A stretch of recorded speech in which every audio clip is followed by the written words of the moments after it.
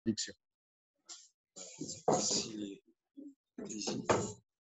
Alors, bonjour, bonsoir à tous et à toutes. On est très heureux de vous accueillir ici en présentiel et puis aussi en distanciel. Nous avons 16 personnes en distanciel qui sont présentes et donc bienvenue à chacune et chacun d'entre vous. Alors, c'est la 3e année du séminaire écologie intégrale que nous débutons. Sachez que actuellement, il y a eu un permis de construire qui a été déposé pour le centre TR de Chardin et nous sommes actuellement dans la période des recours, c'est-à-dire que je pense que la fin des recours, ce sera à peu près mi-décembre, début décembre, mi-décembre, ce qui fait qu'après, on pourra obtenir l'obtention définitive du permis de construire.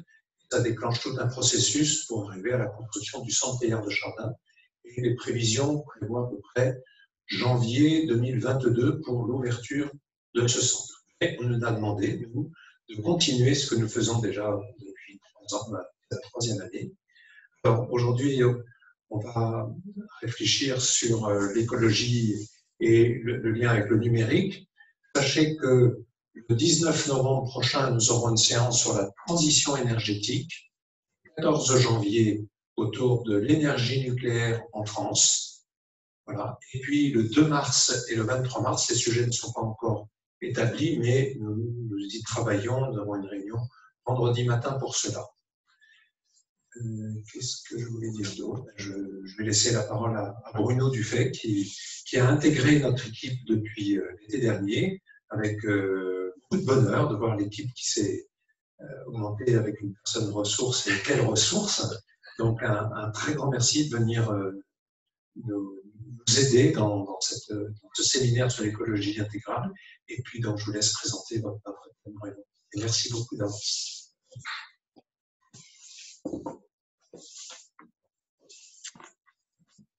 Voilà, donc merci de nous accueillir également à la Clarté de Dieu. En attendant que le centre soit construit, il y aura encore peut-être plusieurs occasions de se retrouver ici, ce qui est plutôt sympa. En ce qui me concerne, donc voilà, je m'appelle Bruno Dufay, j'ai une activité de consultant, j'accompagne les personnes en recherche d'emploi et également une activité de conférencier depuis que j'ai écrit un livre il y a 2 ans et on me demande de faire des conférences sur ce thème avec chaque fois un angle un peu différent. Donc aujourd'hui, le thème est écologie, numérique et démocratie. Donc on va parler de ces 3 sujets. Et on va parler un petit peu de Teilhard de Chardin, même. Le centre s'appelle Teilhard de Chardin, donc je me suis dit qu'il était bien, au moins vous verrez. Donc ma conclusion est inspirée par Teilhard de Chardin. Mais je précise, ce n'est pas une conférence sur la pensée de Teilhard de Chardin, c'est juste une petite touche finale en conclusion, parce que nous avons prévu au printemps 2021 une conférence dédiée cette fois-ci à la pensée de Teilhard de Chardin.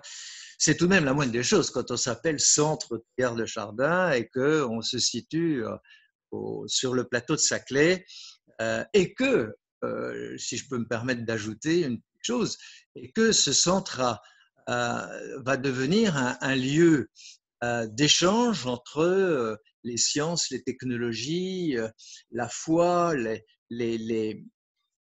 la spiritualité de manière plus générale. Et je crois que si quelqu'un au XXe siècle a été un exemple de recherche, de faire des ponts entre la spiritualité et la science, c'est bien Teilhard de Chardin. Donc le centre porte bien son nom et je commencerai à en parler un petit peu. Vous effrayez pas ceux qui ne sont pas très familiers de la pensée de Teilhard de Chardin, ça ne sera pas difficile, abscon du tout, mais c'est déjà un petit mot qui prépare en fait la conférence que nous donnerons au printemps 2021. Voilà. Alors, aujourd'hui, c'est un très vaste sujet. C'est assez ambitieux de vouloir parler d'écologie, de numérique, de démocratie dans une seule conférence. Vous pourriez vous dire, celui-là, il est complètement fou. Alors, il va survoler tellement les sujets que ça n'aura pas d'intérêt. C'est vraiment le risque. J'en suis conscient. Je vais essayer quand même de donner des petites touches, des éclairages sur chacun des sujets pour ensuite tirer quelque chose qui me semble être un point commun de la situation actuelle, de la démocratie, du numérique et de l'écologie. Voilà. C'est ça que je vous propose, que je vais essayer de faire ce soir. Et je ne vais pas commencer par l'écologie, je vais commencer par la démocratie. Je vais prendre les choses dans le sens inverse du titre. Je vais commencer par parler de la démocratie, puis du numérique, puis de l'écologie. Je continue à admettre des personnes, donc je fais des petites interruptions. Voilà. Alors, je précise que il n'est pas question ici de faire de politique, il n'y a pas de parti pris ou de point de vue clivant, c'est pas du tout ça. Hein. C'est essayer de faire simplement, j'essaye simplement de faire des observations. Ma passion, c'est la sociologie et la philosophie. Et donc, on essaye toujours de prendre un peu de recul par rapport aux événements. Il ne faut pas être plongé dedans pour pouvoir en parler bien, je crois. Il faut prendre un peu de recul et donc je vais donner une vue de sociologue ou d'observateur attentif, si vous préférez, plutôt que d'avoir un parti pris, une idéologie quelconque derrière la tête. Donc, je le dis tout de suite, de façon à ce que vous ne soyez pas surpris de mon angle de vue. Deuxième petite chose que je dis toujours au début, c'est que on va parler de sociologie un petit peu. Et en sociologie, eh bien, on essaye de voir des tendances statistiques sur une population, sur un grand ensemble. Par exemple, la France.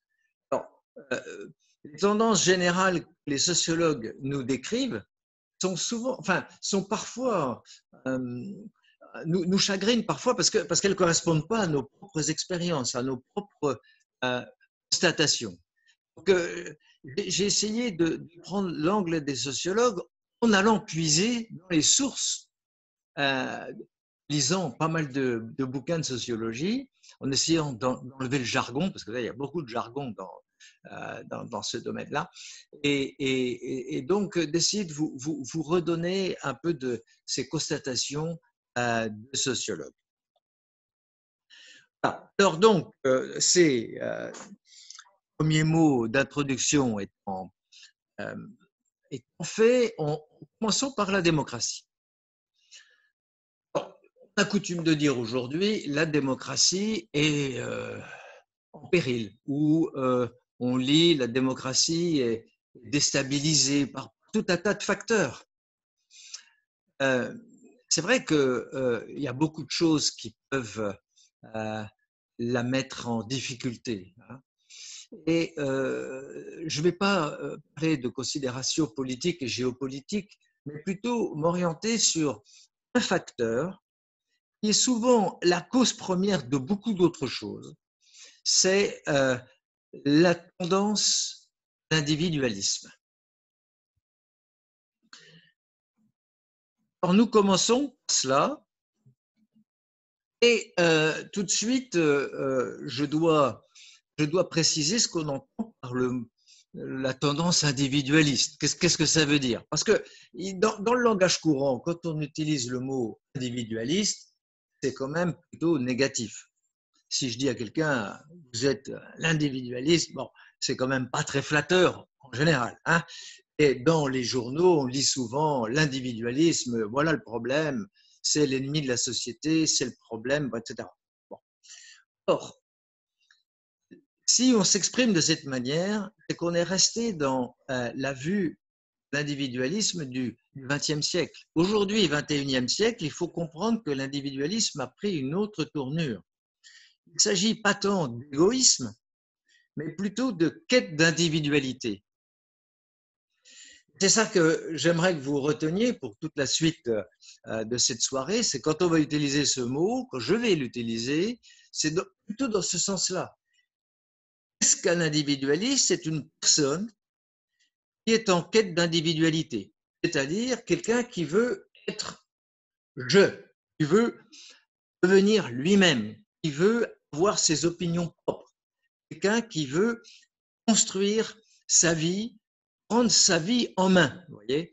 Donc, il ne s'agit pas de mélanger l'individualiste égoïste, entre guillemets, avec l'individualiste dans le sens que je viens de dire, c'est-à-dire d'individualité.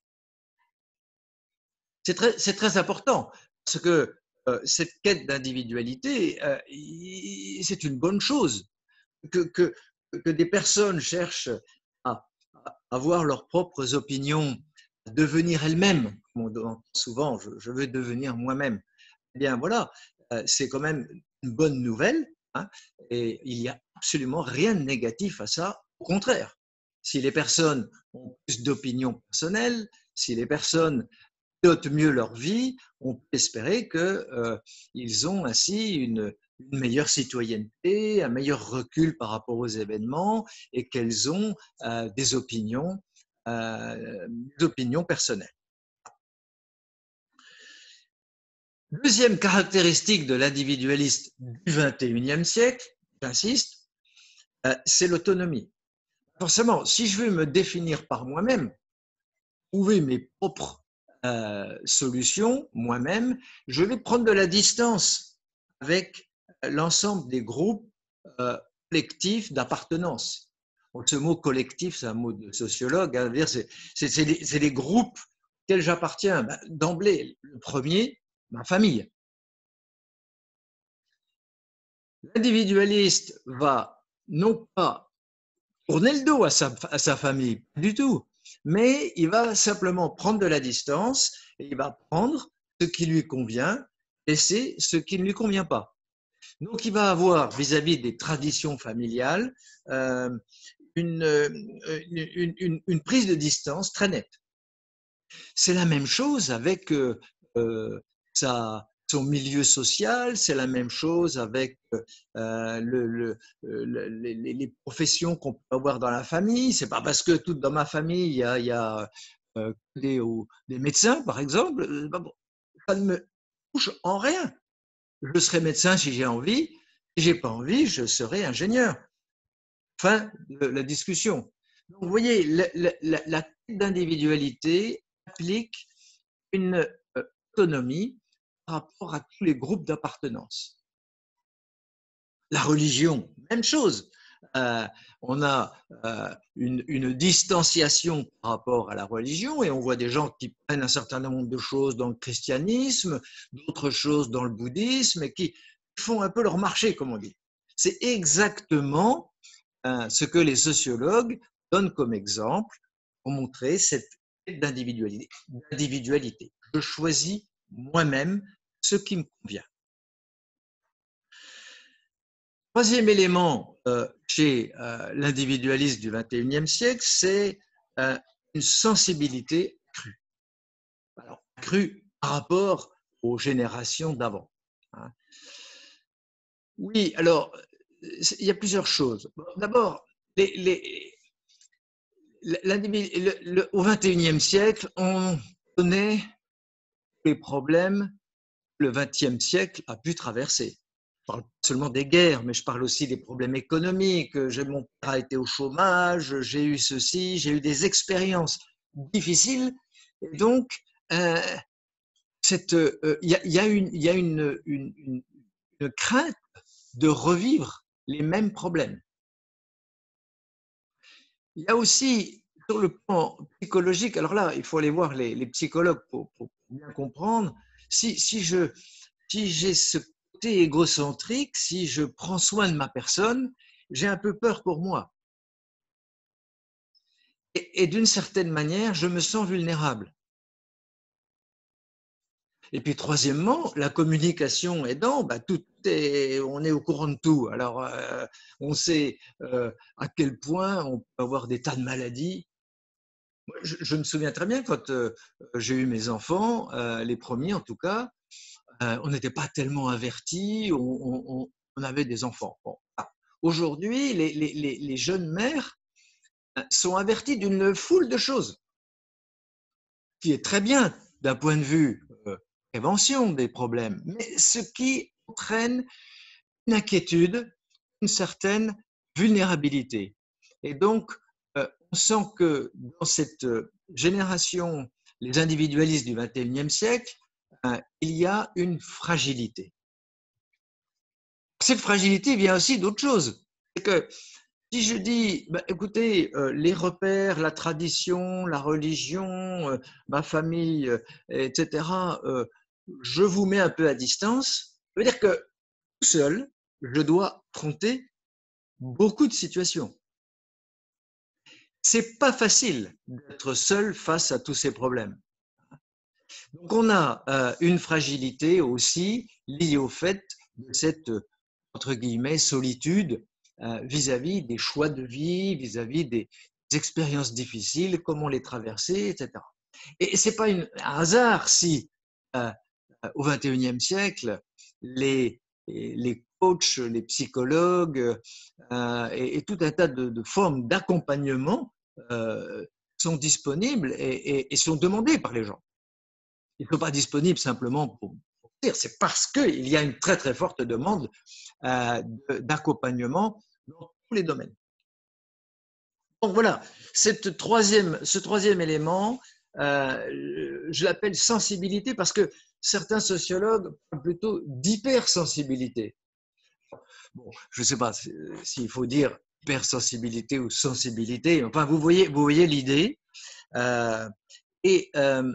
Ceci explique qu'on peut être généreux et égocentré. L'individualiste est généreux et égocentré. Pourquoi ? Il est généreux parce que cette sensibilité ou cette hypersensibilité, comme vous voulez, lui fait être compatissant. Et vous voyez le nombre de jeunes qui font des années en humanitaire, etc. C'est beaucoup plus important qu'il y a quelques décennies. Et donc, on sent qu'il y a une générosité, il y a du cœur chez beaucoup de nos jeunes aujourd'hui. Hein. Mais en même temps, ils sont égocentrés. Ce n'est pas contradictoire. Ça marche ensemble. Il y a aussi une recherche de qualité de vie. Quoi, par exemple, c'est mon temps au travail comme papa, et papa s'est fait sortir de son entreprise à l'âge de 50 ans, je ne vois pas pourquoi je m'investirais autant que cela. Et d'ailleurs, la réussite de ma vie, ce n'est pas ma réussite professionnelle, c'est terminé. La réussite, on ne réussit pas dans la vie, on veut réussir sa vie. Vous voyez, il y a une grosse différence. Moi, les gens de ma génération voulaient réussir dans la vie. Non, on veut réussir sa vie. Donc, c'est une recherche d'épanouissement, c'est une recherche de qualité de vie qui a beaucoup augmenté pendant ces 3 dernières décennies, en gros. Et puis, la grosse demande, c'est le sens. Alors là, pour les gens qui font de l'accompagnement, qui cherchent à aider des gens en recherche d'emploi, c'est la première chose qu'on nous dit. On nous dit, moi, je veux un job, il y a du sens. Sous-entendu, il y a cette recherche de sens un peu tous azimuts sur tous les domaines. Hein. C'est une bonne nouvelle, là encore. Que le sens dans le temps nous était donné.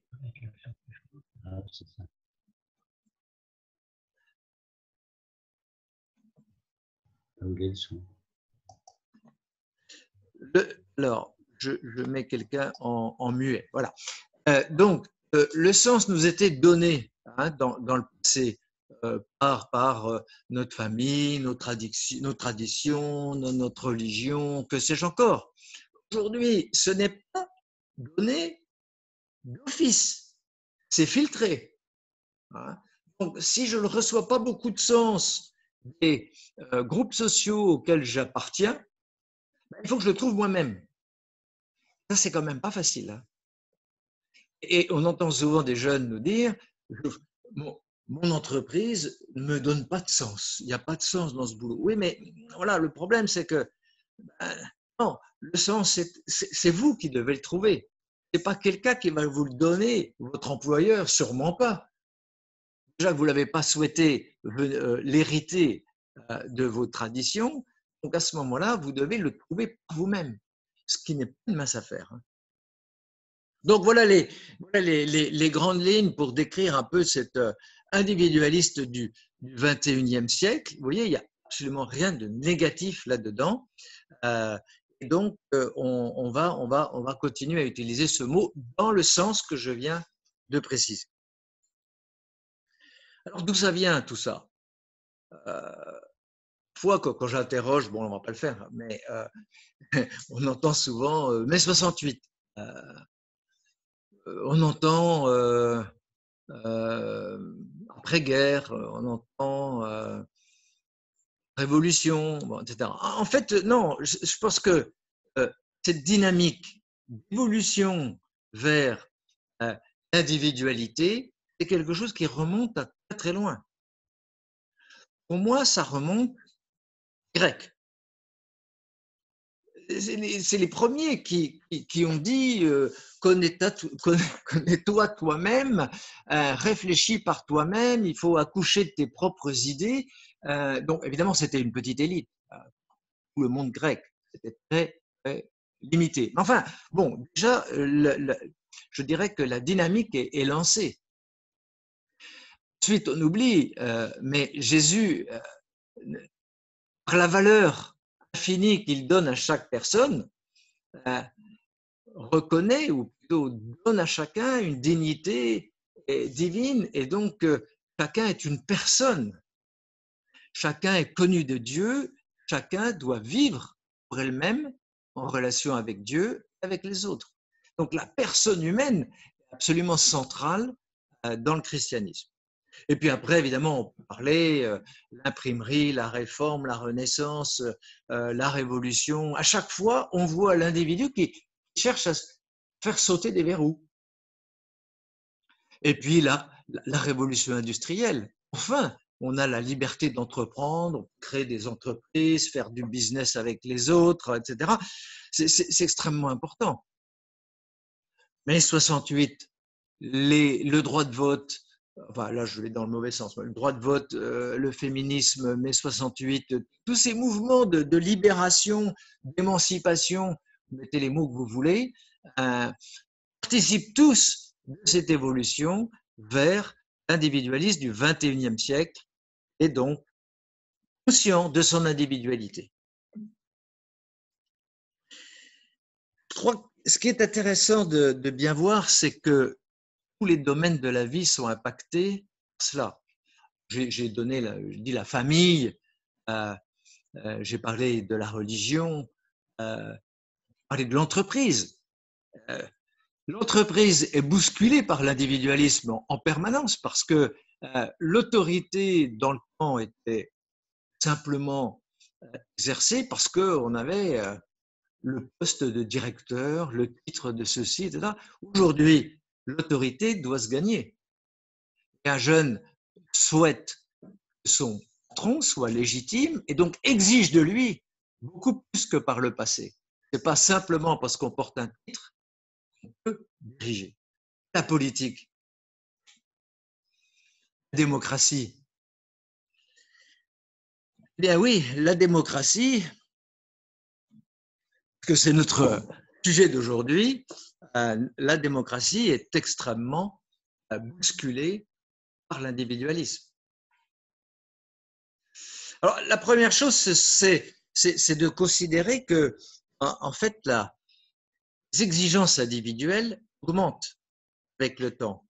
Et plus nous avons un système confortable, plus nous avons un confort de vie, plus nous avons mis en place l'État-providence et plus on en demande. Donc ça, ça aussi, c'est une observation de sociologue, c'est pas de la politique. Hein. Je n'ai pas dit que j'étais pour ou contre quoi que ce soit, mais il y a cette espèce de boucle qui se met en place. Plus nous sommes en confort, plus nous sommes exigeants pour en avoir plus. Observation sociologique. Oui, mais ce qu'il y a, c'est que on n'arrive pas à tout avoir. On n'obtient pas tout. On fait des revendications. Souvenez-vous, le mouvement des Gilets jaunes était extrêmement intéressant parce que les Gilets jaunes n'étaient pas pilotés par des syndicats, etc. On n'a pas pu se regrouper ou difficilement, on n'a pas réussi à bien comprendre une ou deux revendications. Non, c'était un ensemble de revendications. C'était beaucoup de revendications assez particulières. Et donc, on voit bien que deux choses. D'une part, il y a cette exigence individuelle qui augmente. D'autre part, les structures de représentation habituelles sont mises à mal. Les syndicats, vous le savez tous, ont bien du mal à survivre. Je ne sais plus exactement le pourcentage de salariés syndiqués, mais il est tout petit. Hein. Donc il y a un changement profond. On voit qu'il y a une espèce de basculement, si vous voulez, entre, dans le temps, le collectif piloter les individus, pour faire en résumé.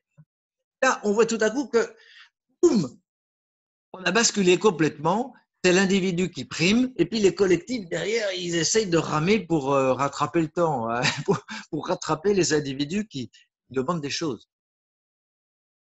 Vous voyez, ce basculement, il est absolument fondamental, à mes yeux, pour comprendre ce qui se passe dans notre monde d'aujourd'hui. Et on n'en parle pas très souvent, finalement. On en parle un peu, hein, mais pas aussi souvent que cela. Et donc, je pense que il faut regarder le problème de la démocratie,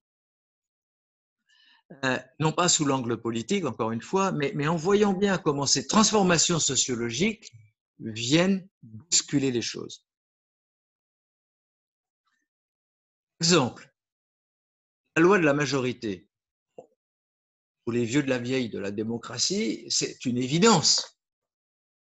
Bon, ben oui, j'ai voté pour Monsieur X, ben oui, c'est Monsieur Y, Madame Y qui est passé. Bon, ben, puis quoi. Maintenant, c'est mon député, faut que je vais faire avec, même si c'était pas du tout mon préféré. Aujourd'hui, lorsque les élus prennent une décision, on sent bien que les individus ne leur donnent pas quitus parce qu'ils ont été élus. Il faut qu'ils démontrent. Si ça ne plaît pas à un certain nombre de gens, ils vont faire beaucoup d'actions pour arriver à défaire cette décision qui a été prise par quelqu'un d'élu. Souvenez-vous, les épisodes de Notre-Dame-des-Landes, hein, je ne vais pas refaire toute l'histoire, on l'a suffisamment en tête, mais ce qui s'est passé à Notre-Dame-des-Landes est une bonne illustration de cette difficulté que la démocratie a à faire fonctionner des individus puissants.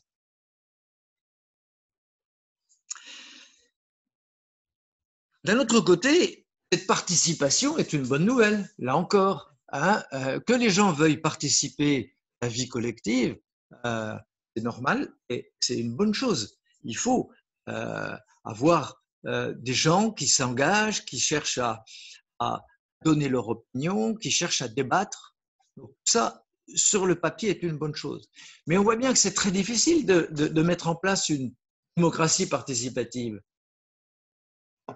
Prenons l'exemple de la conférence citoyenne sur le climat. On est dans l'écologie aujourd'hui, donc Alors, bon, on a fait travailler des gens, on fait des choses très bien. Hein. Vous avez lu dans les journaux, d'abord, il y a beaucoup de gens qui disent « Non, mais attendez, ils ont été manipulés par un certain nombre de groupes qui les ont influencés. » Bon. Les problèmes sont trop complexes, les gens n'ont pas pu eux-mêmes réfléchir tout seuls, donc il y a forcément des influences. Et puis, on entend, Monsieur Macron, maintenant qu'on vous a donné les 100 propositions, il faut toutes les appliquer. Non, la politique, c'est pas ça. C'est pas simplement appliquer les choses qui remontent de la base. La politique, c'est prendre des décisions. Donc, que des choses soient remises en cause, soit mises sous le tapis ou soit prises, tant mieux. Mais on ne peut pas faire imaginer aux gens, en faisant une conférence citoyenne, tout ce qu'ils vont dire sera appliqué systématiquement. Vous voyez, il y a plein de difficultés à comprendre. Mais pourtant, les personnes qui sont pour la démocratie participative ont du mal à comprendre que ce qui a été livré ne soit pas appliqué. Donc, pour la démocratie, beaucoup de choses encore seraient possibles à dire. Je vais essayer de résumer en 4 points clés. D'un côté, on voit cette demande de débat, cette demande de justice, les bonnes nouvelles, cette demande de protection. On a envie d'un État qui protège. Alors, la crise sanitaire nous donne là aussi des tas de bons exemples vis-à-vis de ça. D'un côté, vous voyez, une tension est en train de se mettre en place parce qu'on demande beaucoup de débats, on demande de la justice, on demande de la protection, donc un État fort. En même temps, l'individualiste voudrait de la liberté, voudrait de la singularité.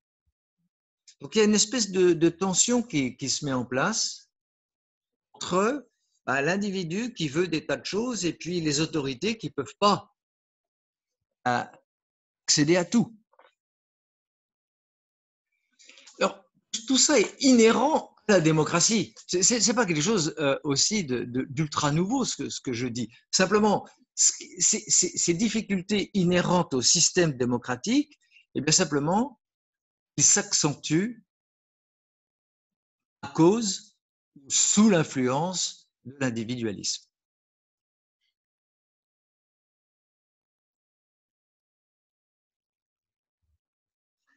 Alors, l'homme humain, l'homme avec un grand H. Hein. Non, mesdames, pour moi, homme avec un grand H, c'est ça vous pose pas de problème. Bon, donc, est-ce qu'on va vers un homme citoyen, au sens noble du terme, égale dignité avec tous les autres, et qui souhaite établir cette égale dignité avec les personnes? Ou est-ce qu'on est en train d'aller loin dans cette victimisation?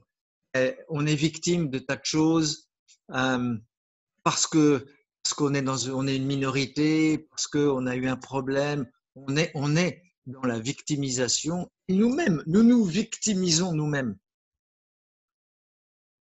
Est-ce qu'on a envie de réduire l'homme à une identité? Mais c'est dramatique, l'identité en soi est une bonne chose, mais il faut faire attention. Si on réduit une personne humaine à une orientation sexuelle, une couleur de peau, une appartenance à une religion, ça peut pas fonctionner.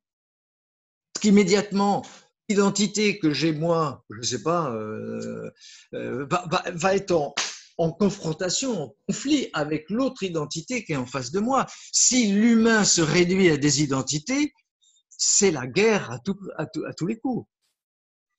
Il faut que l'identité représente la personne dans sa totalité et non pas une facette. Donc nous sommes, la démocratie, à une croisée des chemins. Est-ce qu'elle va s'écrouler, comme certains le prédisent? Est-ce que le totalitarisme n'est pas loin? Est-ce que l'anarchie peut aussi arriver? Aujourd'hui, l'anarchie, on le sent moins. Hein, je vous dis, les observateurs, les sociologues voient moins l'anarchie se mettre en place, mais plus le totalitarisme. En fait, ils se sont souvenus de 2 auteurs que je vous conseille de relire. C'est Tocqueville, parce qu'au XIXe siècle, Tocqueville avait déjà dit l'individualisme démocratie conduit au totalitarisme. Pourquoi? Ben parce que tout simplement, on veut tellement l'égalité. Je reprends la pensée de Tocqueville. Hein. On veut tellement l'égalité que on est prêt à abandonner nos libertés. On est prêt à sacrifier nos libertés pour l'égalité, disait Tocqueville. À ce moment-là, on va au totalitarisme. Aujourd'hui, on peut ajouter, on est prêt à sacrifier nos libertés pour avoir plus de protection. Regardez les caméras de surveillance qui se déploient un peu partout. On est prêt à sacrifier notre liberté pour plus de santé. Regardez le couvre-feu, on est tous d'accord. C'est toujours avec de très bonnes intentions, hein, il n'y a pas de problème, mais ça procède toujours de la même idée, c'est celle de Tocqueville. Nous sommes prêts à sacrifier nos libertés pour plus de protection, d'égalité, de santé, 3 petits points. Et puis le deuxième auteur dont il faut se souvenir, c'est Hannah Arendt.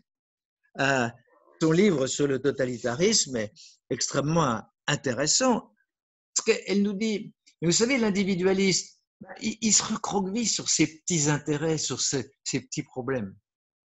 Alors, moi, j'ai ma petite vie, je construis mon petit cocon, le reste, je m'en désintéresse. Et donc, ce désintérêt pour la chose publique, pour la politique, est une catastrophe pour Hannah Arendt et pour beaucoup de monde, hein, parce que à ce moment-là, on laisse se mettre en place des totalitarismes. Voilà, quelle était en gros la pensée de Tocqueville et d'Hannah Arendt. S'il y a des spécialistes dans la salle, je suis désolé hein, de faire ça à grands traits. Enfin, c'est juste pour vous inciter à relire ces autres. Voilà, je fais une première petite pause pour regarder s'il y a des questions.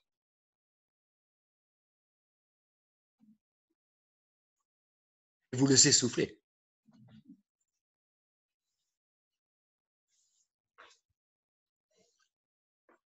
Dans la salle.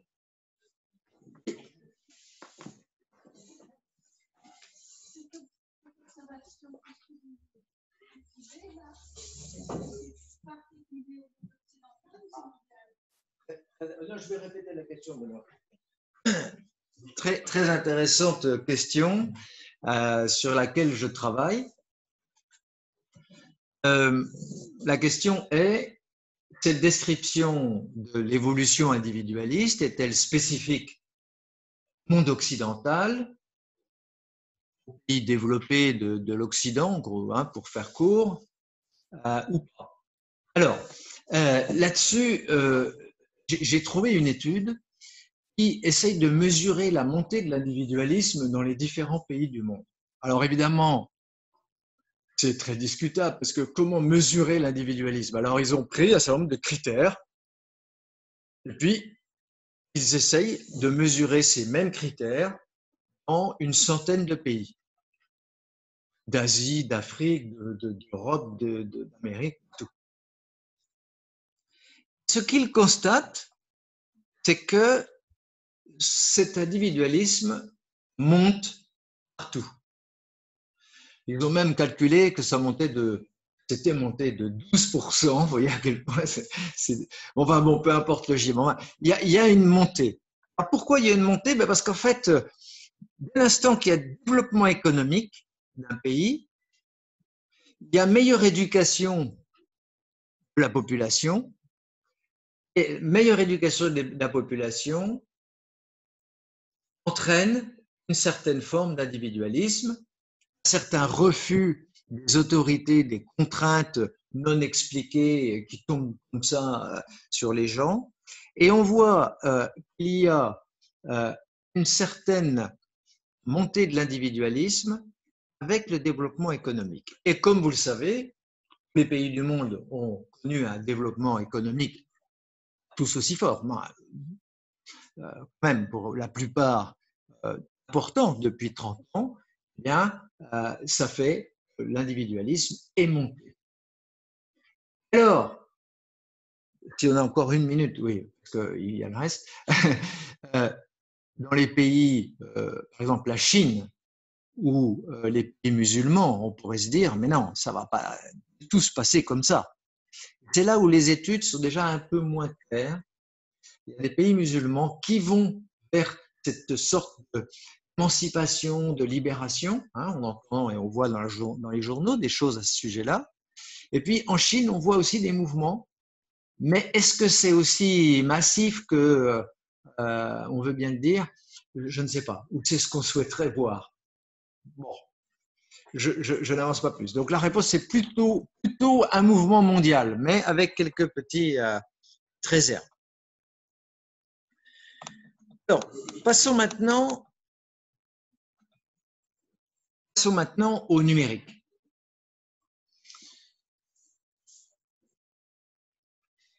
Alors d'abord, on pourrait faire une première constatation. Le numérique a beaucoup aidé les mouvements des Gilets jaunes. Oubliez, les réseaux sociaux permettent de se retrouver à un instant T, à un endroit, etc. Donc, je ne dis pas que ça n'aurait pas pu exister, mais si on n'a plus de syndicats ou disons de structures qui organisent les choses, ou si on n'a pas envie de leur faire confiance, alors on se débrouille. Et comment on se débrouille? Grâce aux réseaux sociaux. Donc, il y a plein de bénéfices derrière cette vague numérique absolument colossale. Hein. Et d'ailleurs, il y a une première chose, c'est la vitesse à laquelle les choses sont allées est absolument extraordinaire. La première fois dans l'histoire de l'humanité qu'une technologie se diffuse aussi vite mondialement. Parce que vous allez en Afrique, en Amérique, en Orient, partout, on voit les mêmes comportements vis-à-vis des smartphones. Donc ça, c'est absolument époustouflant. Et les sociologues continuent à analyser cela. Je vous dirai un peu tout à l'heure ce qu'on peut en penser. Une deuxième observation, c'est que c'est extrêmement bénéfique pour les entreprises, pour les organisations, pour tout le monde. Depuis qu'on peut faire nos démarches administratives, fiscales et tout un tas de choses par Internet, bah, on n'a plus besoin de faire la queue à la préfecture. On fait ça depuis chez soi. C'est une amélioration, on gagne en performance pour le citoyen, mais aussi pour réduire peut-être le train de vie de l'administration. Bon, alors, donc, des gains pour les entreprises qui peuvent mieux s'organiser, qui peuvent mieux processiser les choses de façon à ce qu'on sache mieux qui fait quoi, qu'on puisse travailler à distance. Le numérique a sauvé les entreprises pendant toute la période de confinement, parce qu'on travaillait à distance. Bah, s'il n'y avait pas eu Skype et autres systèmes de visioconférence et les emails, etc., on aurait quand même été bien embêtés. On peut dire que ça a sauvé également une partie de l'école. On n'a pas tout à fait sacrifié 3-4 mois. Bon, peut-être que ce n'est pas aussi bien en étant en classe, on est d'accord. Mais n'empêche qu'on a sauvé les meubles. Donc ces bénéfices sont absolument colossaux. Et on ne va pas revenir en arrière. Les gens qui disent « Oh, c'est trop de danger », non, mais tout ça, non, même pas la peine de penser à ça. Donc le point clé, c'est de se dire que c'est rentré dans nos vies, on ne va pas en sortir, c'est pas fini. Vous voyez bien que les applications numériques sont de plus en plus variées, s'intéressent à tout, à notre santé, à notre déplacement en voiture, à nos problèmes d'argent, à nos distractions. Je peux choisir, encore une fois, vous voyez, l'individualiste est content, il va choisir son film. Dans le temps, bah, il y avait 2 chaînes. Bon, alors on regardait le film. Bon, bah, oui, puis le lendemain, devant la machine à café, on parlait tous du même film. Il n'y avait pas beaucoup de choix. Aujourd'hui, tout le monde va sur Netflix ou autre système, regarder l'émission qui l'intéresse, le film, la série qui l'intéresse. Je vais regarder la chaîne de sport parce que je suis un fanat de sport, je peux regarder 24 heures sur 24 du sport. Donc on voit que cette vague de numérique apporte une facilité à tout le monde de pouvoir faire ses choix. Et donc, je vais passer très vite sur les risques parce que bon, vous les connaissez tous. Je reviendrai sur la question du choix. Bon.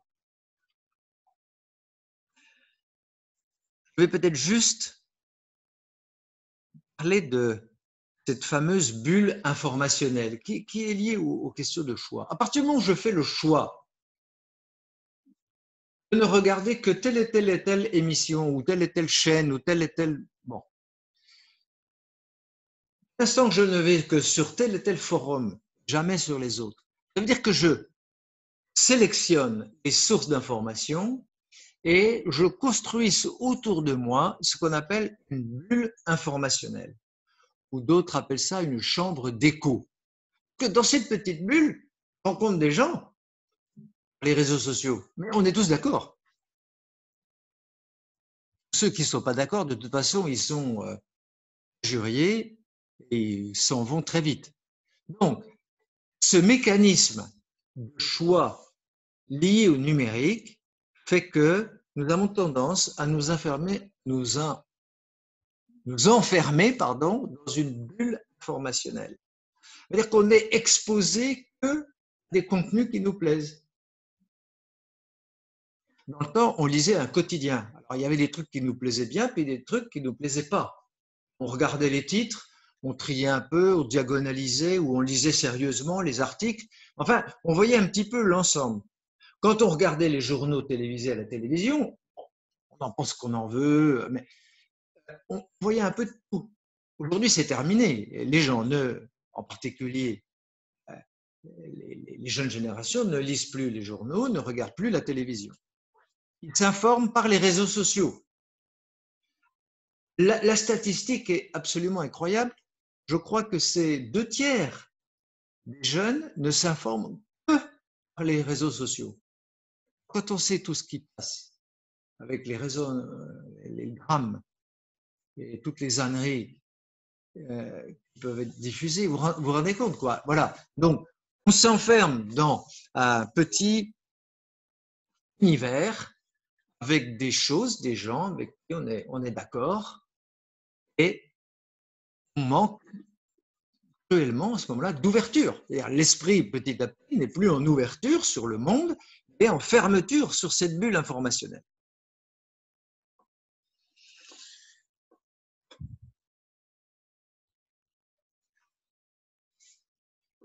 Un autre élément quand même à signaler dans les risques, c'est cette tendance à accentuer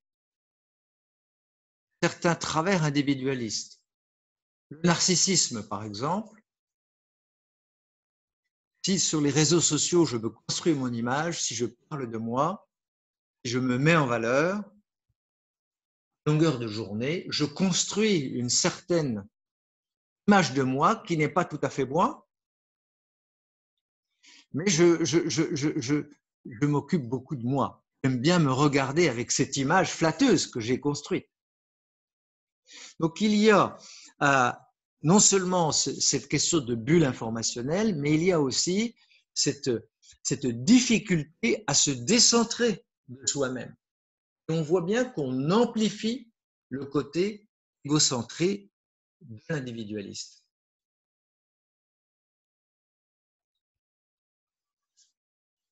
Et puis, le numérique, ça prend beaucoup de temps. Oui, ça s'est immiscé partout. C'est-à-dire que le problème, c'est que tout passe par notre smartphone maintenant. Je ne porte plus de montre. J'ai besoin de l'heure, je regarde mon smartphone. Et en ouvrant pour regarder l'heure, je vois que j'ai une notification de Facebook qui me dit que j'ai un ami qui, etc. Donc, je vais le regarder. Et au passage, je vois aussi que j'ai un email de mon boulot. Alors, je vais aussi traiter l'email de mon boulot, même s'il est 23 heures le soir. Donc, le numérique est une chose sensationnelle qui nous a sauvé la vie pendant, en particulier, toutes ces périodes de confinement, qui permet de faire des choses merveilleuses, incroyables, de nous distraire, mais ça peut, pardon, soyons prudents, hein, ça peut prendre toute l'énergie mentale des personnes. Et qu'est-ce qui reste comme temps pour réfléchir, pour contempler, pour méditer, pour parler avec ses amis, mais pas parler de la pluie et du beau temps. Et c'est une discussion un peu approfondie. Mais il n'y a plus beaucoup de temps. Ah, donc je voulais juste montrer ces trois risques. Pour en venir au point crucial, c'est que le numérique répond aux attentes individualistes. C'est pour ça qu'il a si bien marché et c'est pour ça qu'il s'est diffusé si rapidement. On personnalise l'information que je reçois, c'est quand même bien pratique. Google sélectionne les 5 ou 6 infos de la journée et il va me mettre en avant. Facebook, même chose. Enfin, tout le monde, je dis, j'ai rien contre l'un ou l'autre. Ils font tous la même chose. Ils captent vos données personnelles pour avoir un profil de vous qui soit assez précis et ensuite, ils vous envoient des informations ciblées qui vont vous intéresser. Cette personnalisation de l'info, cet accès individualisé au contenu, je vais voir ce qui m'intéresse quand ça m'intéresse. Eh bien, ceci accentue certaines tendances individualistes. Donc, il s'est créé une spirale. Le numérique s'est déployé si vite parce qu'il répondait aux attentes des individualistes et en effet retour, il accentue des critères, disons certaines caractéristiques de l'individualisme.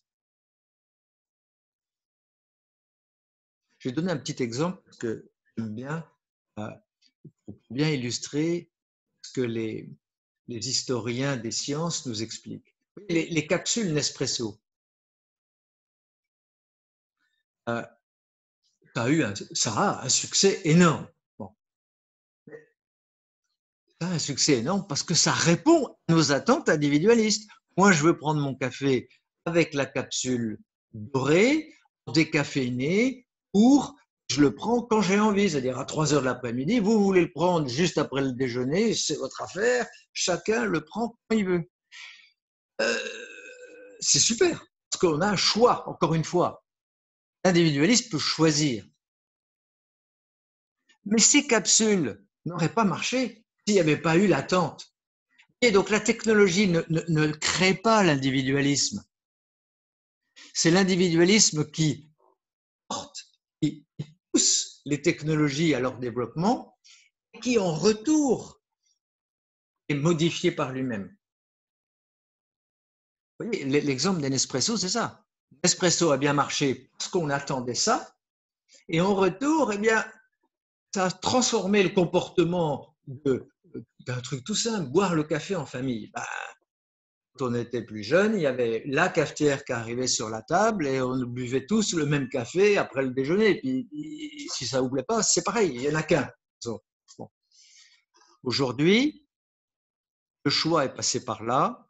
On peut, chacun, personnaliser notre manière de boire le café. Donc, on a une transformation de l'habitude de boire le café par le fait de la technologie qui a marché par le fait de l'individualisme qui le précédait. J'espère que je ne vous ai pas embrouillé l'esprit, hein, mais enfin, voilà, c'est quelque chose d'important à bien saisir. Les historiens connaissent très bien. Hein. Enfin, dernier mot concernant la démocratie, on l'a dit tout à l'heure, bon, ça peut aider des mouvements entre des personnes avec les réseaux sociaux, mais ça diffuse beaucoup ce fameux complotisme. Parce que le complotisme, c'est plus marrant à lire que le discours d'un homme politique. Ces choses se diffusent à grande vitesse. Il y a toujours eu du complotisme, c'est pas nouveau, mais le complotisme prend de l'ampleur par l'existence des réseaux sociaux. On sait aussi qu'il y a un risque de manipulation des élections. Vous vous souvenez tout ce qu'on a dit sur les élections américaines. Il y a d'autres exemples dans le monde. Et le risque augmente. Hein. Très facile. Vous prenez une élection. Voilà, on va faire l'élection municipale à Orsay. Bon, on peut très bien armer tout le monde sur un problème pendant plusieurs mois, grâce aux réseaux sociaux, grâce à des emails, de façon à faire monter la peur dans la population d'Orsay. Moi, qui ai manipulé ça depuis le début, j'arrive, je suis l'homme politique, j'ai la solution au problème. Le vrai problème, c'est celui-là. Oui, c'est moi qui l'ai créé, en quelque sorte. Et voilà, c'est moi le sauveur, je vais le résoudre. Ces manipulations-là sont faciles à faire. Vous allez me dire, mais oui, mais les hommes politiques ont toujours fait du clientélisme, ça a toujours existé. Sauf que là, l'échelle n'est plus du tout la même. Donc, le numérique apporte beaucoup, le numérique apporte avec lui un certain nombre de difficultés. J'ai essayé de récapituler, 4 points clés également. Donc, on a vu la performance, la communication, le partage. On va partager des photos, on peut appeler ses grands-parents avec Zoom et partager des photos avec des gens éloignés, donc c'est quand même très sympathique, mais renforcement de certains travers individualistes. L'homme, avec un grand H, comment se transforme-t-il avec le numérique?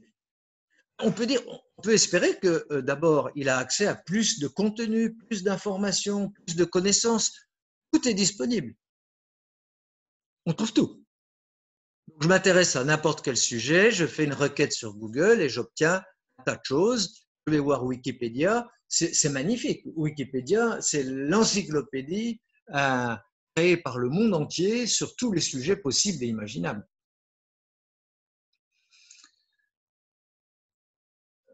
Diderot, évidemment, et d'Alembert ont été complètement dépassés et de très loin. Donc, il y a une possibilité qui est de voir l'instruction, l'éducation, la compréhension, le sens critique de la population s'améliorer grâce à cette information disponible. Mais évidemment, on sait que abondance d'informations crée la confusion. On sait aussi qu'on a nos petits travers, on aime bien se faire plaisir. Et qu'est-ce que ça veut dire se faire plaisir avec le numérique? Ça veut dire les séries, ça veut dire les distractions, ça veut dire les jeux. Et donc, ça est très bien, mais en même temps, on voit bien que ça détourne l'attention de l'homme vers les bons usages du numérique. Ces bulles informationnelles, ces mouvements sur les réseaux sociaux influencent les personnes et on s'habitue petit à petit à avoir des conseils sur tout. Et petit à petit, on rentre dans une espèce de prêt-à-penser, une espèce de moule préformaté, on ne sait pas trop bien par qui, parce que tout a été présélectionné, tout a été filtré avant pour votre plaisir, pour votre facilité de vie. Donc là, on a un gros risque de voir une espèce de formatage de l'individu à travers le numérique. Alors, donc, qu'est-ce que ça nous mène? La noosphère, voilà. Alors là, Teilhard de Chardin. Beaucoup de gens du secteur du numérique, beaucoup de gourous en Californie parlent de Teilhard de Chardin. Parce qu'ils disent, eh bien, nous, on est en train de construire la noosphère.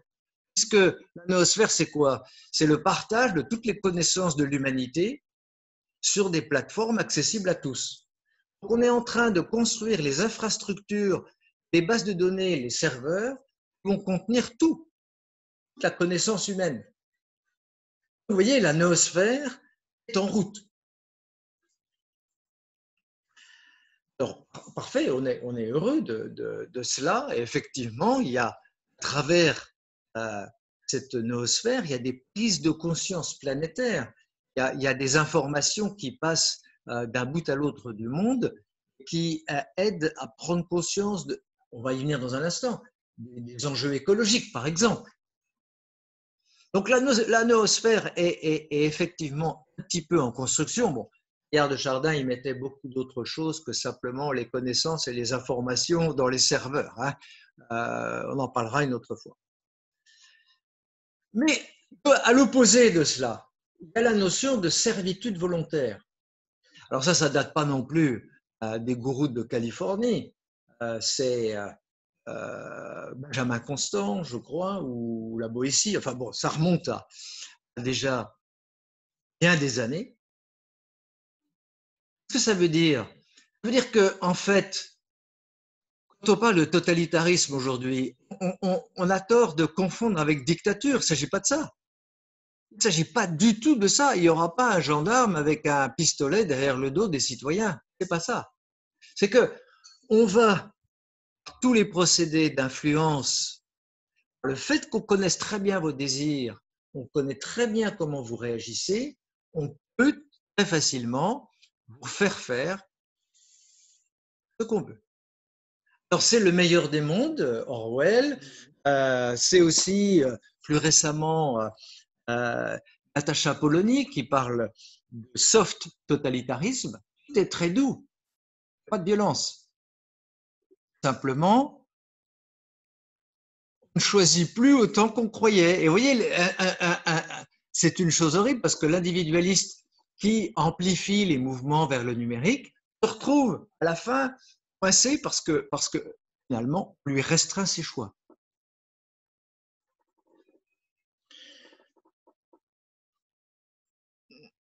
Voilà. Donc, servitude volontaire, voilà un mot qu'il faut bien retenir à l'opposé, enfin à l'opposé, à un extrême par rapport à noosphère qui serait un partage de connaissances auprès de toute l'humanité. Bon, je fais une deuxième pause. Est-ce qu'il y a des questions, conversations?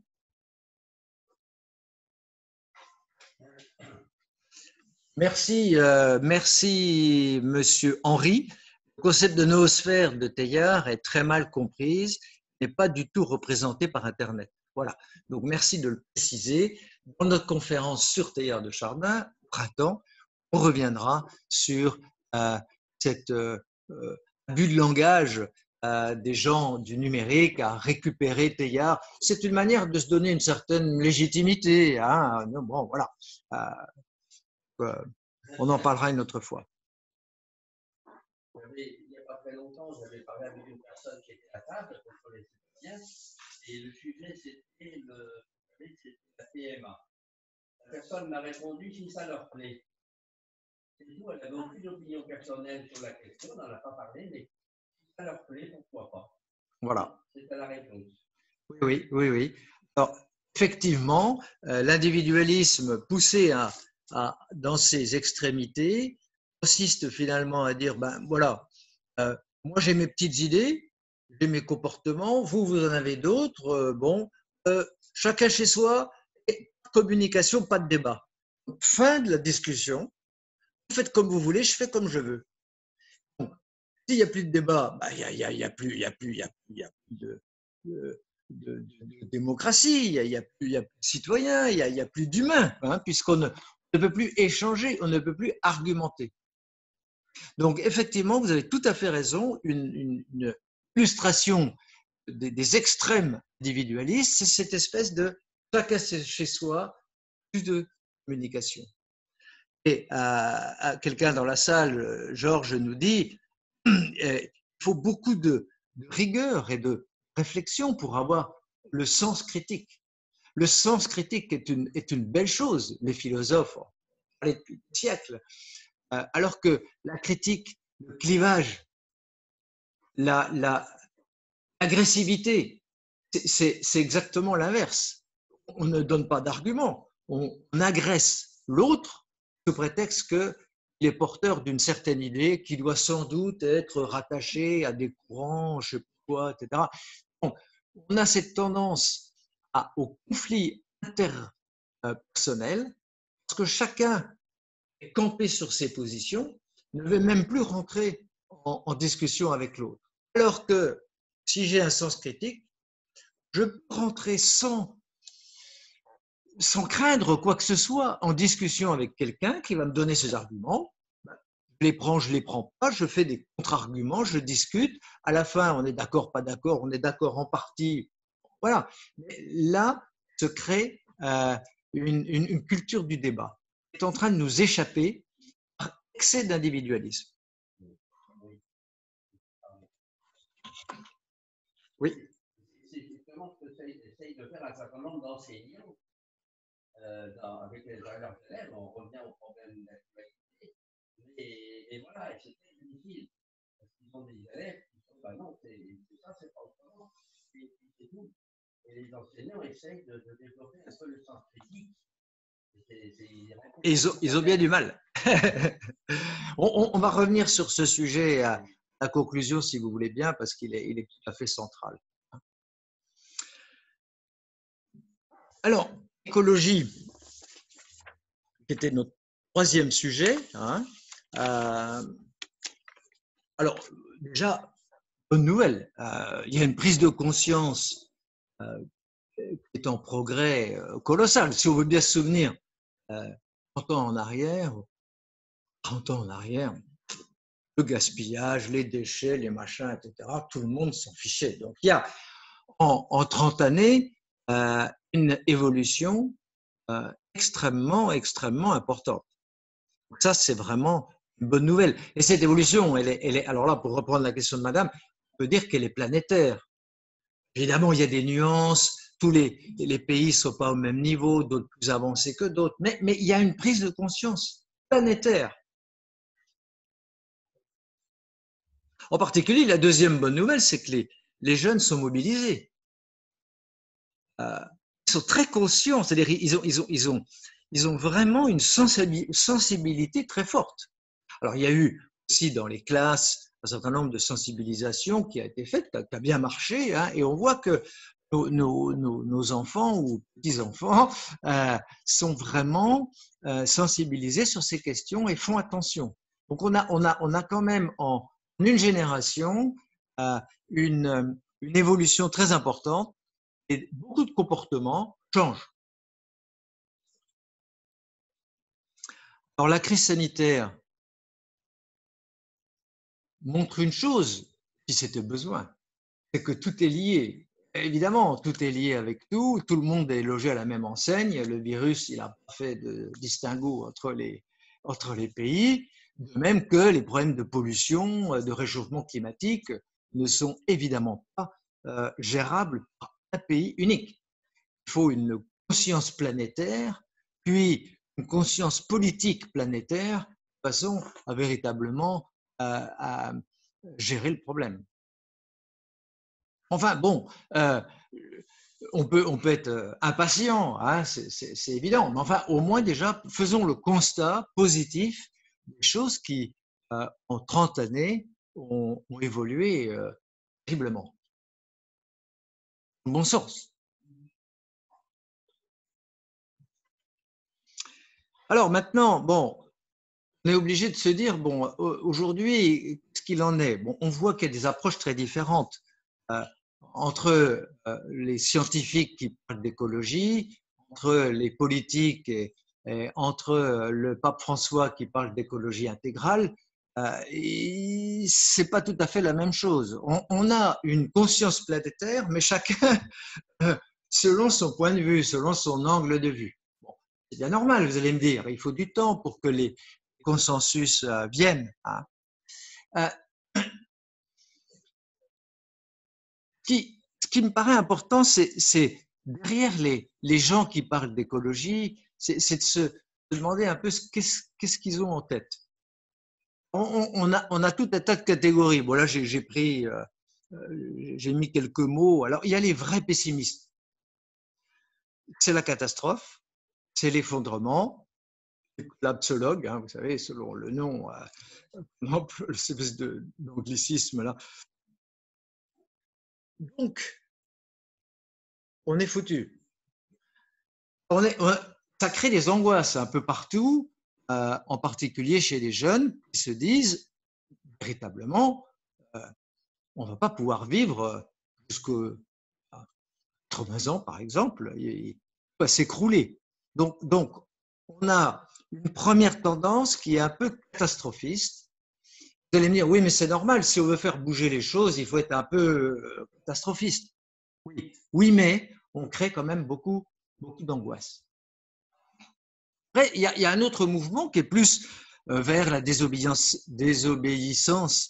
civile, d'autres qui sont carrément pour la révolution, c'est-à-dire qu'il faut passer le système en place pour en reconstruire un nouveau.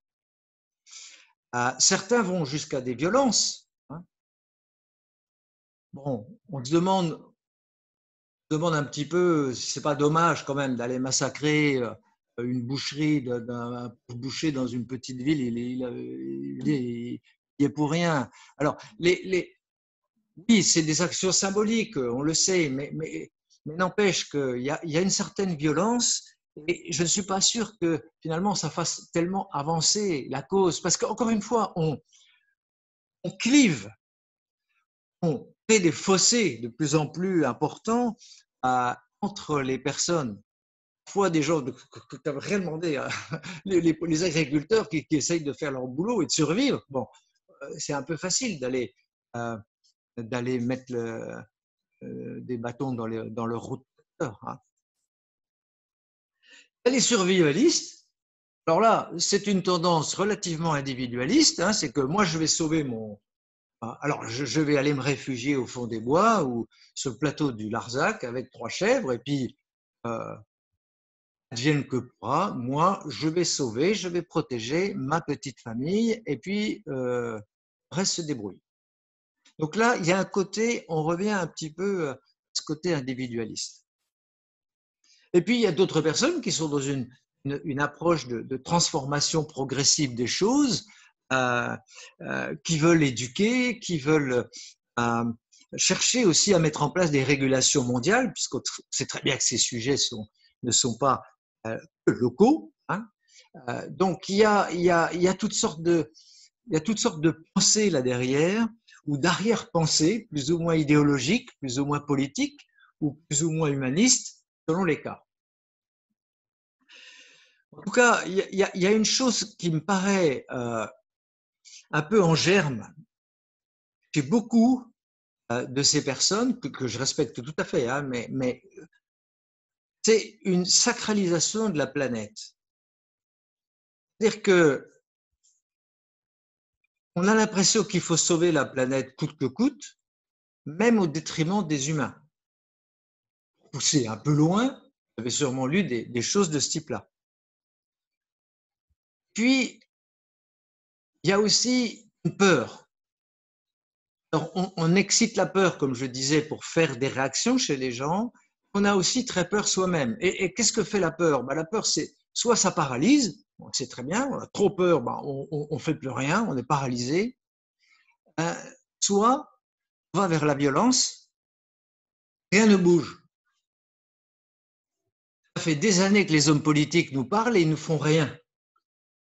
Donc maintenant, il faut prendre les grands moyens. Il y a une interview de Boris Cyrulnik dans le journal L'Opinion, je crois, qui est très... il est rarement pessimiste, mais là il est pessimiste. Il dit mais attendez, on est en train de faire le lit de la dictature. Parce que les peurs, puis les psychologues, alors je vous dis son raisonnement, hein, les peurs, lorsqu'elles sont trop importantes, pour en sortir, qu'est-ce qu'on fait? On cherche des certitudes. On cherche des leaders qui vont nous apporter la solution sur un plateau. Donc, vous voyez, je cherche des certitudes et donc je cherche à me réfugier dans les bras du premier dictateur qui va venir, disant, mais vous inquiétez pas, demain, on va résoudre les problèmes. Ça, c'est évidemment des choses que vous connaissez bien. Mais voyez que ce que je veux montrer, c'est que plus on fait augmenter la peur, plus on prend le risque de la paralysie ou le risque de l'avènement d'une dictature. Donc, si je résume 4 points l'écologie, excusez les spécialistes de l'écologie dans la pièce, ça va être tellement caricatural. Bon, moi je dis, bonne nouvelle, c'est cette prise de conscience planétaire. On avait besoin de ça, et ça s'est produit en une génération. C'est quand même rapide. Évidemment, c'est pas assez rapide. C'est là où les frustrations, les déceptions, l'impatience, les peurs, tout ça s'ajoute avec la tentation d'accumuler les contraintes liberticides.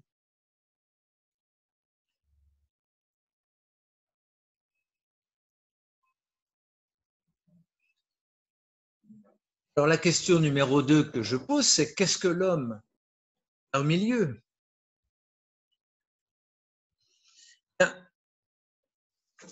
L'homme peut retrouver une harmonie avec la nature à travers une alimentation, à travers la permaculture, à travers la contemplation, aimer simplement la nature, la regarder, enfin la regarder. Intéressant, pendant le confinement, le nombre de gens qui m'ont dit j'ai vu, j'ai entendu les petits oiseaux, j'ai entendu la nature, donc j'ai repris conscience de mon environnement naturel. Donc,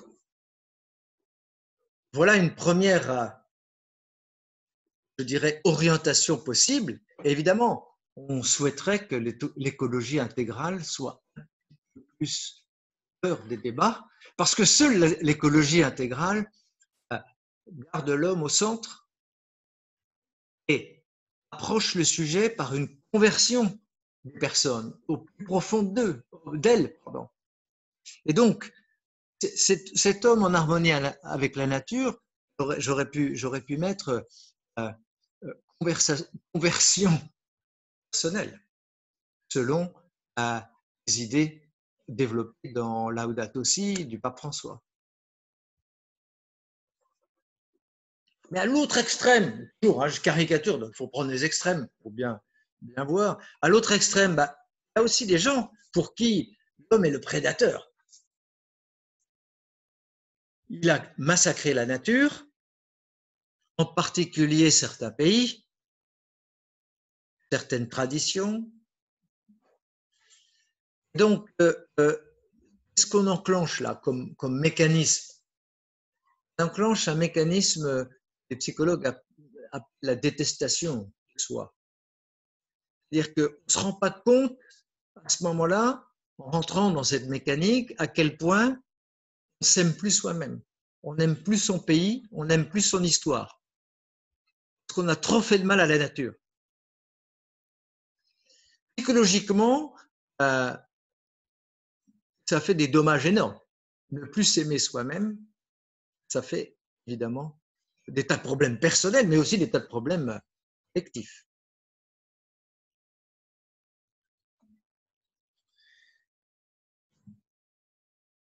Petite pause, 1 minute avant la conclusion, je vous rassure.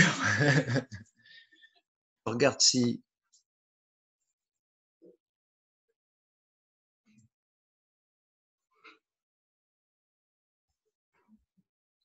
Bon, un message de nos participants par Zoom. Question? Oui, madame?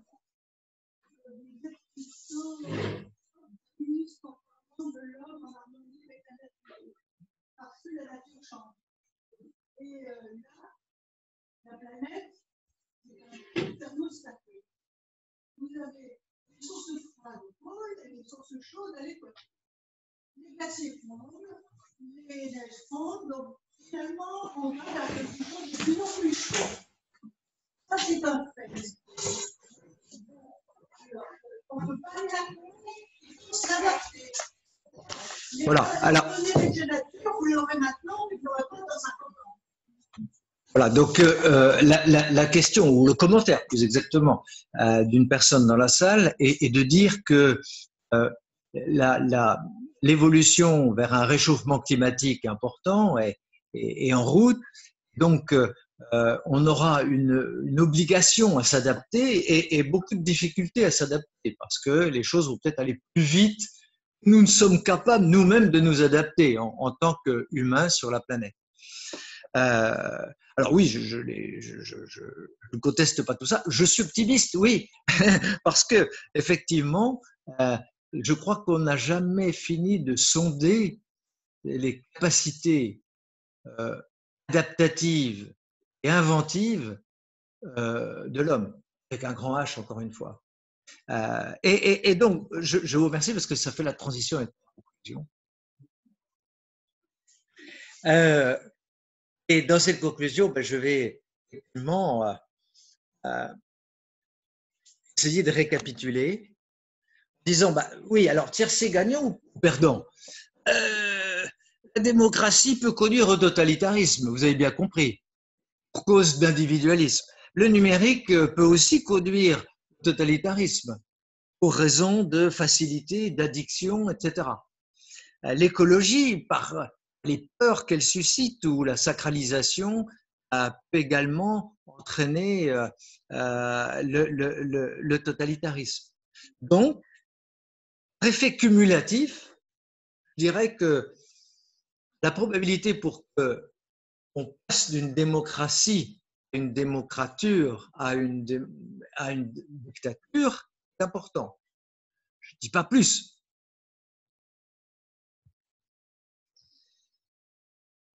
Et là-dessus, ce n'est pas mon opinion, c'est quand même quelque chose qui est maintenant partagé par beaucoup d'intellectuels de tous les bords. Hein. C'est ça qui est intéressant. Philosophes, sociologues, politiciens, tout le monde converge un peu sur ce constat. Mais comme je suis optimiste, madame, je vois aussi des mouvements à côté, en parallèle de tout ça. Et là, je vais utiliser 3 mots qui sont chers à Teilhard de Chardin. Le premier, c'est l'unification. Le deuxième, la pacification. Le troisième, la noosphère. Oui, on peut quand même se dire que ces prises de conscience planétaires, c'est quand même le début d'une sorte d'unification. Vous allez me dire, oui, mais c'est quand même encore très léger. Oui, c'est léger. Wikipédia, c'est aussi une sorte d'unification à travers la connaissance. C'est léger aussi, mais n'empêche. Oui, donc il y a en parallèle à ces risques totalitaires, il y a aussi des mouvements qui sont extrêmement positifs vers l'unification de l'humanité. Risque de conscience planétaire en particulier. La pacification, eh bien, c'est que quand la prise de conscience planétaire et monte à un niveau suffisant, alors on se demande pourquoi on se ferait la guerre. Est-ce qu'on est frères, tous frères? Évidemment, vous allez me dire là encore, on n'est pas prêt de voir ça. Et certainement, on ne le verra pas de notre vivant. Nous sommes d'accord. Mais l'orientation proposée par Teilhard de Chardin, c'est ça. Unification, pacification, noosphère. Donc c'est une conscience planétaire, une conscience de l'humanité qui se crée au-dessus de notre biosphère, hein, et qu'on appelle donc la noosphère. Ah, donc je suis optimiste parce que il faut voir sur des longues durées. Et il faut aussi agir à court terme. Alors, revenons à Tocqueville, avant Teilhard de Chardin. Tocqueville disait déjà, mais le seul rempart au totalitarisme, vous pouvez faire ce que vous voulez, hein, à qu'un, c'est le spirituel. Il le disait déjà au XIXe siècle. Ça a été repris par des tas de gens, en particulier Teilhard de Chardin. La spiritualité est centrale pour l'homme. si elle est évacuée de la sphère publique, politique, ce que vous voulez, scientifique, voilà, le monde ira de mal en pis.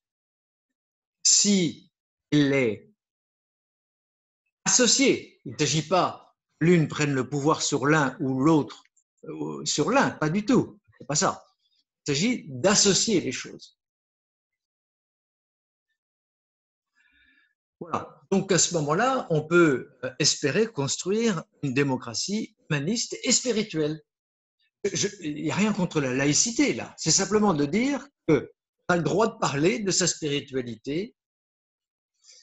On n'est pas ostracisé si on a la foi et on écoute les propositions, les idées, les opinions des religions.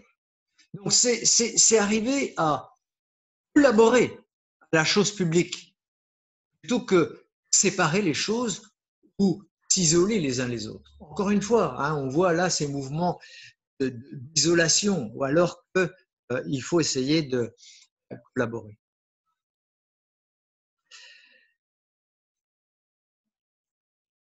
Un mot de Teilhard de Chardin que je n'ai pas cité, il était déjà inscrit sur un slide, c'est co-créateur. Donc, pour Teilhard de Chardin, nous sommes en évolution. L'évolution n'est pas finie. Mais l'homme a une responsabilité de co-création, c'est-à-dire que nous devons continuer la création. Et cette idée de co-création, bah évidemment, le co, on crée avec qui? Bah, Dieu a créé. Maintenant, c'est notre boulot de reprendre les choses, de continuer la création. Donc, de le faire en harmonie avec l'homme, ses facettes, et la nature, donc la planète.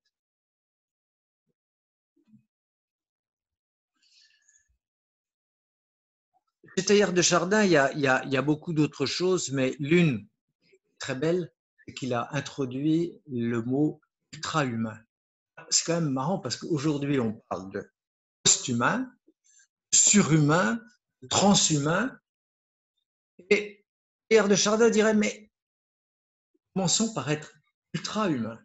C'est-à-dire, tout ce que homme, des hommes au plein sens du terme, en totalité.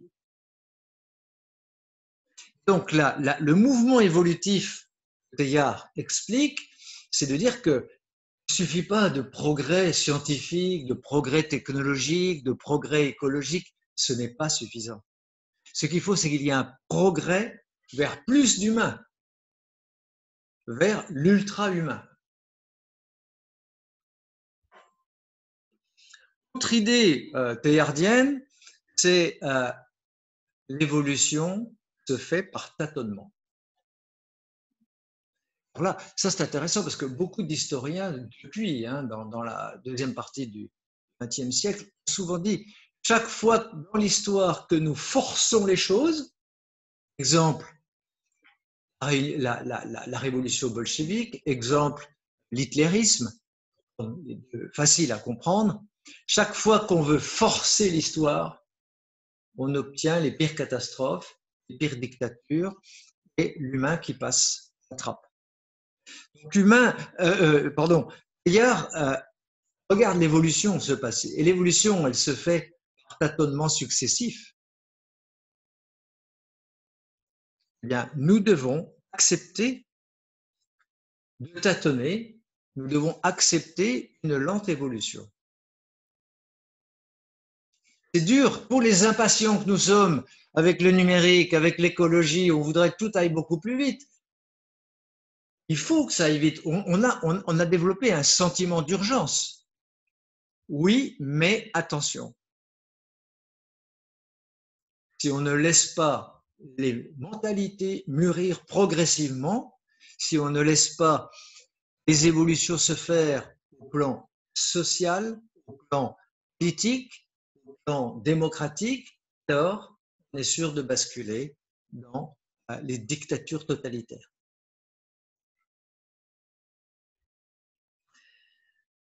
Et pour terminer, et je vais encore montrer mon optimisme, hein, c'est que Teilhard de Chardin a vécu une vie absolument incroyable. D'abord, il était brancardier pendant la Première Guerre mondiale.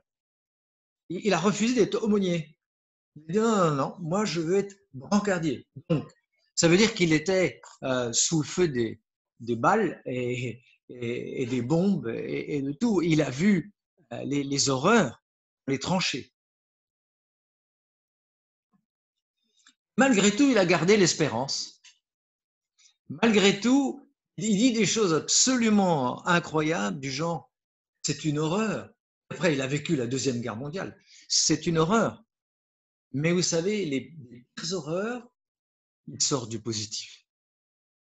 Alors il disait, ben voilà, il est sorti la SDN, qui est devenue l'ONU, il est sorti des prises de conscience concernant la Shoah, concernant, etc. Donc, beaucoup de choses.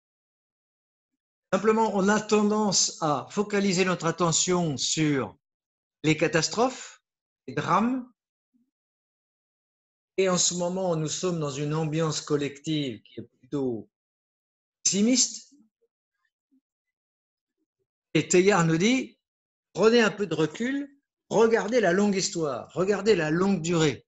Les choses ont évolué, les choses vont vers le mieux, vont vers le meilleur, c'est-à-dire l'unification, la pacification. Donc, cette longue durée, c'est ça qui redonne espoir, même s'il y a des crises, il y aura des crises. Dans l'évolution naturelle, il y a des crises. Des espèces qui disparaissent, il y a des espèces qui se tuent, c'est pas un long fleuve tranquille. L'évolution naturelle est faite de catastrophes, de cataclysmes. Les crises continueront à exister, mais de ces crises sortira un accroissement de conscience collective. Donc, un accroissement d'unification, donc un progrès vers l'unification, la pacification. Et elle rajoute, après unification, pacification, il y a la divinisation. C'est un autre sujet, nous prendrons dans une autre conférence. Alors, je vous remercie de votre attention, j'espère que je n'ai pas été trop long et je suis évidemment prêt à prendre vos questions maintenant. Il y a sur le concept d'unification, parce que j'entends quelque chose d'épouvantable, l'uniformité. Alors, vous avez raison, c'est pour ça que vous voyez cette première phrase ici. Alors, la question dans la salle, c'est unification, est-ce que c'est pas l'uniformité? Alors attention, vous voyez la première phrase, je suis passé vite, je suis désolé, hein, la première phrase, c'est lutter contre l'uniformisation, promouvoir la personne humaine. C'est-à-dire que chez Teilhard, il y a le personnalisme au cœur de sa pensée. C'est-à-dire que l'unification, c'est l'unification de personnes humaines singulières. Ce n'est pas du tout l'uniformisation comme on peut l'avoir avec Internet ou de manière générale le monde numérique. Donc, personne humaine qui s'unifie en conscience. Ah, ce que veut dire unification dans l'esprit de Teilhard.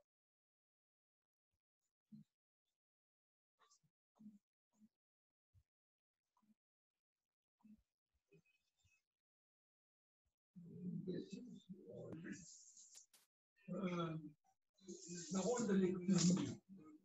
Je ne vais pas parler aussi bien dans le domaine de l'écologie que dans le domaine du numérique. Je pense qu'il y a un rôle important qui est négatif et qui joue un rôle très important dans le développement commun. Oui, oui. Oui, oui. Alors, donc la question qui est posée, c'est le rôle de l'économie. Effectivement, je n'en parle pas. Parce que je crois, alors là, je suis pas le seul, hein, mais enfin, je crois que l'économie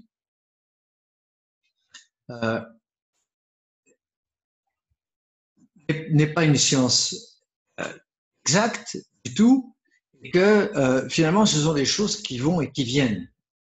On peut passer du collectivisme à l'économie libérale, on peut passer du libéralisme au néolibéralisme, on peut aller dans les extrêmes, ou d'un côté ou de l'autre, etc. Tout ça sont des choses qui se font et qui se défont. Bien sûr que ça a un rôle, mais il me semble que ce qui est important, c'est de voir la trace, la manière dont l'esprit humain va se saisir de tout ça. Et j'ai pris le parti, je prends toujours ce parti dans mes conférences, c'est surtout de réfléchir à l'humain, à la personne humaine, à l'individu. C'est lui qui fait la politique, c'est lui qui fait l'économie, c'est lui qui fait la géopolitique. Bien sûr qu'il y a un rôle dans la politique, il y a un rôle dans l'économie et tout ça, mais la vue systémique est tellement développée partout, dans tous les journaux, chez tous les spécialistes, qu'on oublie trop souvent la vue sur l'humain, sur l'individuel. Or, à la fin, vous savez, quand l'Union soviétique s'est écroulée, l'Église orthodoxe s'est remise en place, d'autres religions s'est remise en place. Les soviétiques avaient beau essayer de supprimer, d'enlever de la société tout ça, dès que ça a été fini, ben hop, je ne veux pas dire c'est revenu comme avant, mais enfin, comme avant totalement, mais en tout cas, la foi n'a pas été étouffée par le système. Le système l'a emprisonné quelque temps, et puis, dès que ça a été possible, il est revenu. Voilà, je crois que la dynamique dans les idées, dans les croyances, les sentiments humains, dans ces mouvements de libération des personnes, le plus important de tous.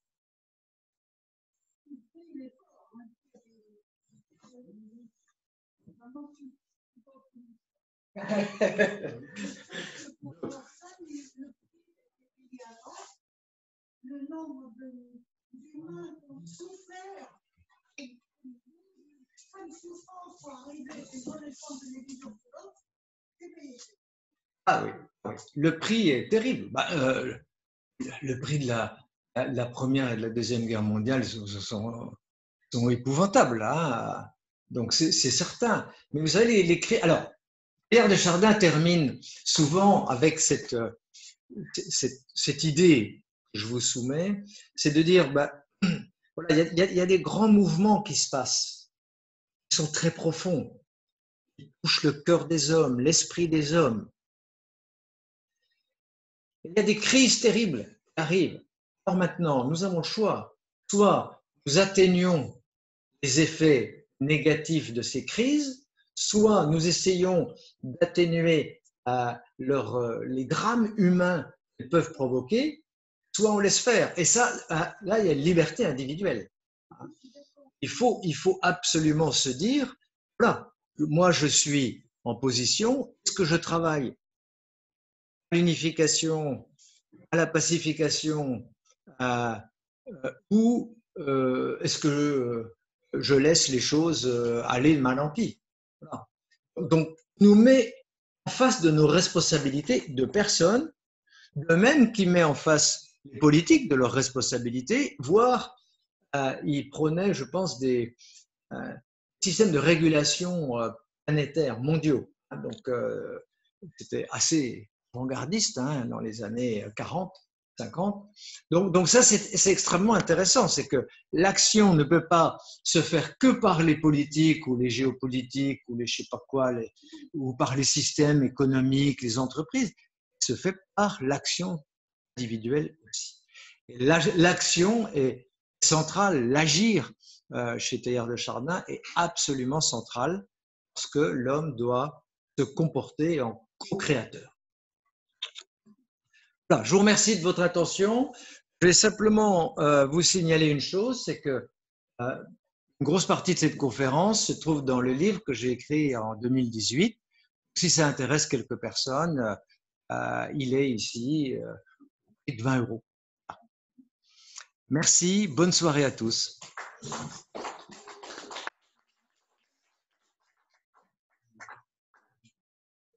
Rendez-vous le 19 novembre.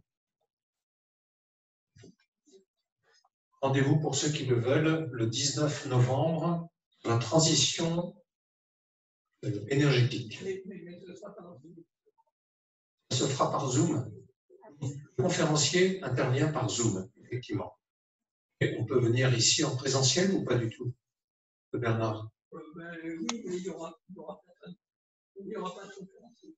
Pas de conférencier. Mais est-ce que... On peut